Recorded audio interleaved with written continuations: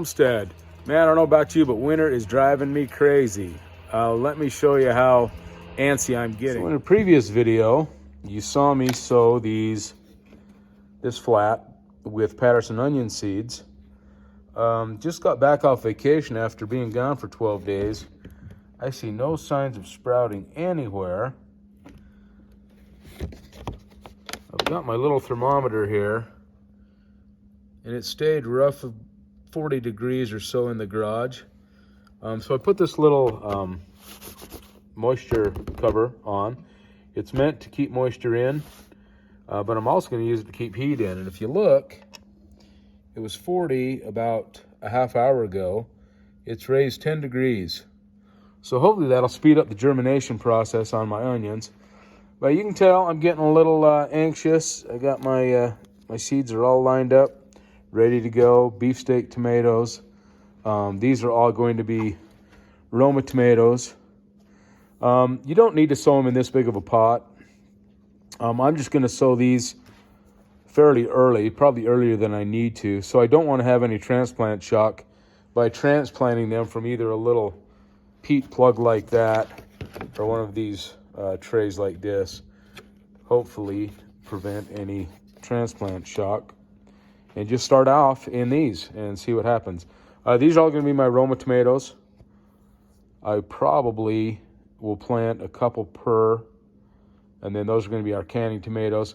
These are just some old plugs I had, some old peat plugs I had from years ago. And I saved a bunch of marigold seeds from all my marigolds that were bought at the nursery last year. Saved those. These, hopefully, are all going to germinate and all be marigolds that I can plant out in the garden and use for pest control and just make things nice again. I'm here, we've got our cabbage ready to go. We got broccoli.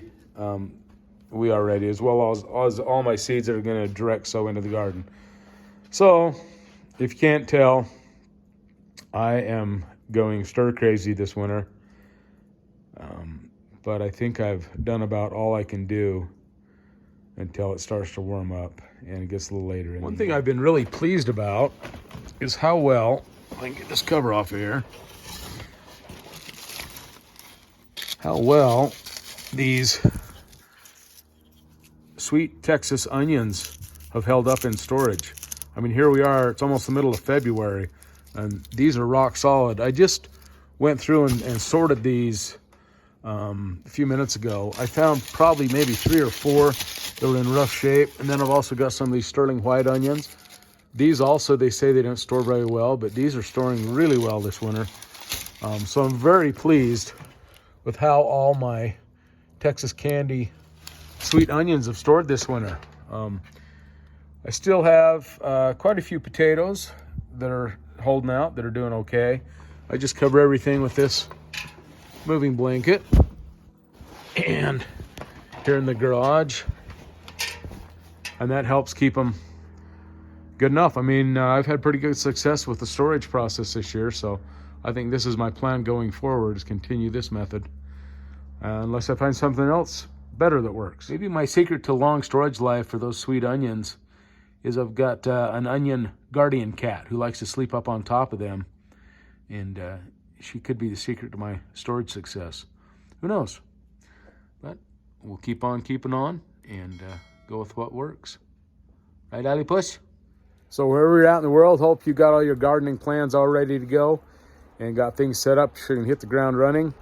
And we'll get our gardens going as soon as this snow gives up and Mother Nature is ready for us to start gardening again. So until next time, take care and welcome back anytime here at Little Hollow Homestead, and we'll catch you on the next one.